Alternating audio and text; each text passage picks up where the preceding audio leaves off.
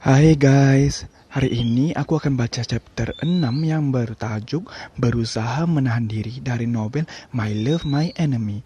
Kalian bisa baca novel ini secara penuh di Story On. Untuk lebih cerita menarik, jangan lupa di subscribe. Lagi pula, percuma meronta. Di belakang Kai yang berdiri dengan pongonya ada beberapa bodyguard dengan tubuh kekar bertampang seperti batu.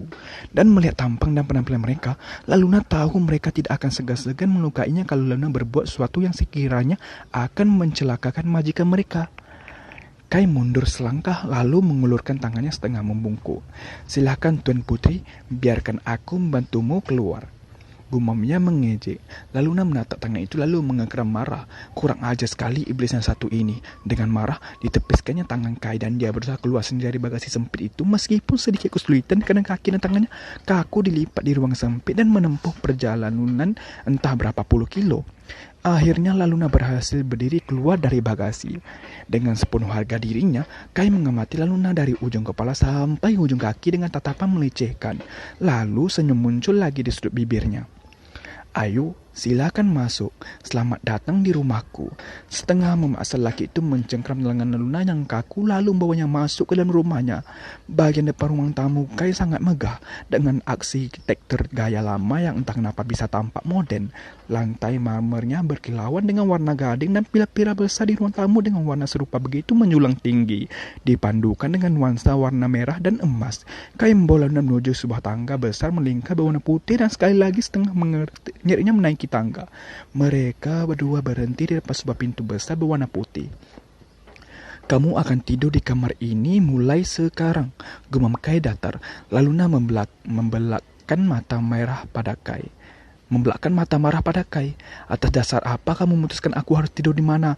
Aku mau pulang. Bibir Kai masih menyeretkan senyum. Tapi matanya tidak. Mata itu bersinar dengan tatapan tajam dan dingin. Kau tidak bisa pulang. Sekarang ini adalah rumahmu bersamaku. Dengan cepat laki itu merengkuh pundak Laluna dan detik itu Laluna menyadari bahwa laki itu akan menciumnya secepat mungkin dia memalingkan muka. Mencoba memberontak hingga bibir Kai hanya mendarat di pelipisnya. Cengkeraman Kai di pundaknya makin kuat sehingga terasa menyakitkan. Aku sudah memutuskan untuk memilikimu dan satu-satunya cara kau lepas dariku adalah ketika aku memutuskan untuk melepaskanmu atau ketika engkau mati. Dengan kalimat penutupnya yang begitu kejam, Kai membuka pintu putih dan mendorong Laluna masuk, lalu menguncinya dari luar meninggalkan Laluna yang menggedo-gedo dan menendang pintu itu dari dalam dengan histeris. Buka pintunya, buka. Kamu tidak berhak atas diriku. Ini namanya penculikan. Buka, buka. Teriak-teriak Laluna dari dalam kamar yang tak digubris sama sekali oleh pria sadis yang baru saja ia temui ini. Sadar tidak ada nada yang mempedulikannya, Laluna pun diam sejenak untuk mengambil napas mengatur emosinya. Dan ia baru sadari kalau suhu tubuhnya mulai memanas. Ia merasakan ada yang aneh di dalam tubuhnya. Laluna menyebarkan pandangnya ke seluruh sudut kamar yang tidak sangat mewah dan elegan ini, bernuansa putih di karpet, diranjang di semua furniturnya. Entah apa yang terjadi dengan dirinya sehingga ia merasakan ada gejolak gairah yang tiba-tiba dirasakan di tengah ketegangan yang tengah terjadi. Namun meski begitu, Laluna harus tetap fokus mencari cara agar dia bisa melarikan diri dari kamar ini, dari rumah ini. Laluna berlari ke arah jendela.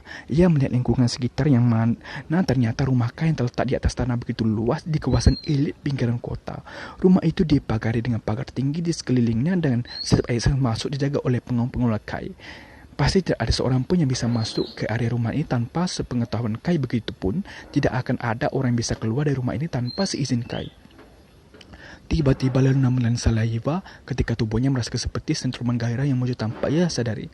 Laluna berpegangan pada kaca jendela dan berusaha memahami apa yang terjadi dengan tubuhnya ini.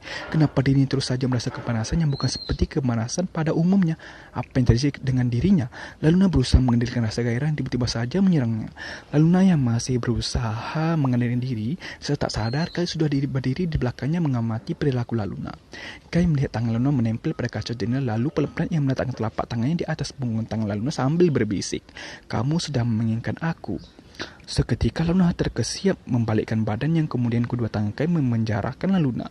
Tersirat senyuman tak terbaca di wajah Kai ketika bola mata coklat menatap Luna. Luna berusaha berpikir keras tentang apa yang tengah dialami olehnya. Apa yang kamu lakukan kepadaku?